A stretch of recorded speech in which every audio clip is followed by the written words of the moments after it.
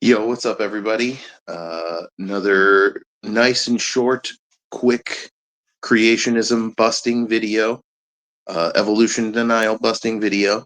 I have personally made this argument in multiple debates and conversations with creationists now, and I've started seeing some other content creators and commenters use it. I'm not saying they're copying me. It's awesome if they are. I'm psyched.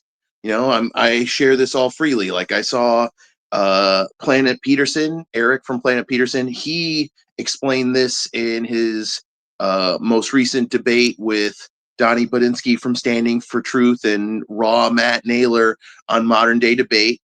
I'm not saying he got it from me. He might have. If he did, that's awesome. I'm not even mad about it. But pretty much anybody who studies evolution could figure this out. But I think he might have gotten it from me because there was a while back where I just like shared every argument and source I have on evolution with him on his Discord. Again, I'm not offended. I love it. Take this argument, use it. You don't even have to source me for it or give me credit because this is common scientific knowledge. I just took it and put it into words. So there's an argument creationists make where they claim that evolution is unfalsifiable. And I love this argument, you guys. What I love about this argument is that they're accidentally admitting that evolution has never been falsified, which is accurate. Evolution has never been falsified. It could have been falsified many times, it just never was.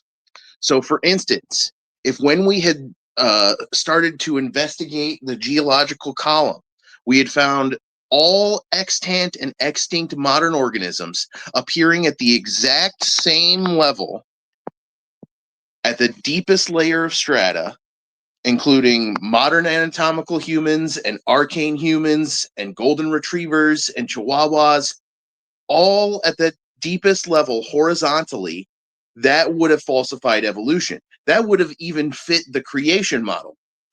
If, when we had started investigating genomes, we had found that organisms don't share a statistically significantly large portion of their nucleotide identity sequence, their genetic base pairs, or that if even just if the shared proportion was arbitrary and didn't almost perfectly fit heuristic morphology and biogeography based taxonomic phylogeny, that would have falsified evolution. If we had ever found a generation within a population that had zero mutations, zero variation, a generation of chimps that all looked exactly like one of their parents, for instance, that would have falsified evolution. If we had ever found a population of organisms that no matter how many consecutive generations of selective breeding, which is just random mutations and non-random selection compounding over generations, if we'd ever found a population that no matter how many consecutive generations of selective breeding you subjected them to, they just wouldn't change at all, that would have falsified evolution. I could keep going, but those are the strongest ones I can think of. And in reality, creationists aren't even trying to get this kind of data because everywhere we've looked, we've confirmed the exact opposite. There's a completely different array of species at the deepest layer of fossil strata. There are a lot fewer clades and a lot less diversity within those clades. Stacked on top are progressively younger fossils that gradually look more and more like the modern array of organisms alive today. Compared to the deepest layer of fossil strata, there are entire clades of organisms alive today that did not exist at that time, meaning they had to adapt into being from an array of species that unequivocally did not include them. That's macroevolution. Genetic similarities almost perfectly fit the Linnaean taxonomy that was based on heuristic morphology and biogeography. He created taxonomic categorizations and classifications by looking at what kind of morphological traits an organisms had. That's a quadruped, that's a biped, that's a mammal, that's a reptile, etc. and by using clues from their biogeographical distribution to infer taxonomic relationships. But when we started looking at genomes and genetic similarity, we found that the level of genetic similarity between organisms almost perfectly fits these heuristic morphology and biogeography based taxonomic categorizations and classifications. In the few cases that it didn't fit, it showed us what the right answer was, like with the clade Afrotheria. And go look that up. If you don't know what that is, look up the golden mole or the shrew that is not a shrew.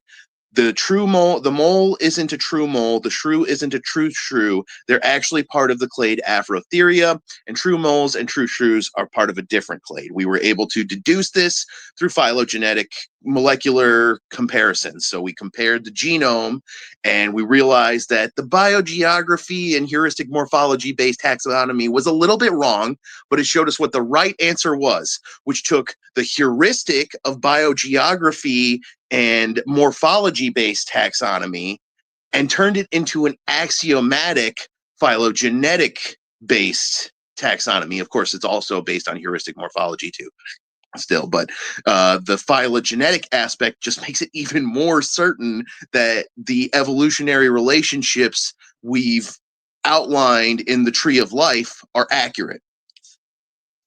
We've never seen a generation of organisms ever that was born which just was completely without mutations and variations. No population of organisms exists which, when subjected to consecutive generations of selective breeding or artificial selection, will not change. They will all eventually change. I have several examples of this that I love appealing to and talking about. There's the dot incipient sexual separation of Drosophila melanogaster experiment. She was able to produce incipient sexual separation, reproductive prezygotic barrier between two populations of Drosophila melanogaster that was once one population. So one population becoming two.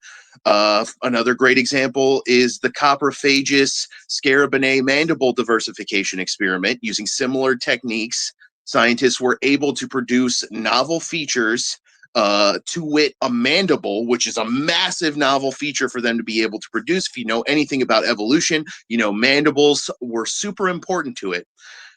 So those are two great examples. And then there's just all of artificial selection. Every one of those organisms will change if you subject them to consecutive generations of selective breeding and artificial selection.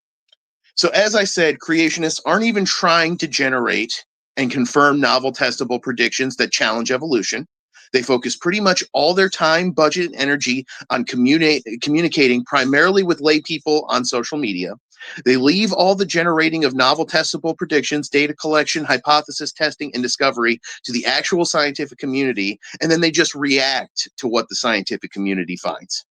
And I find myself having to explain this so often, and I've seen other content creators using this argument in debates, and it's effective. When Eric used this argument in his debate with Donnie and Matt, they didn't even touch this argument. They ignored it completely, which is hilarious because it's basically kettle logic. They say that evolution is both unfalsifiable, and then they're also going to claim that they have arguments that falsify evolution.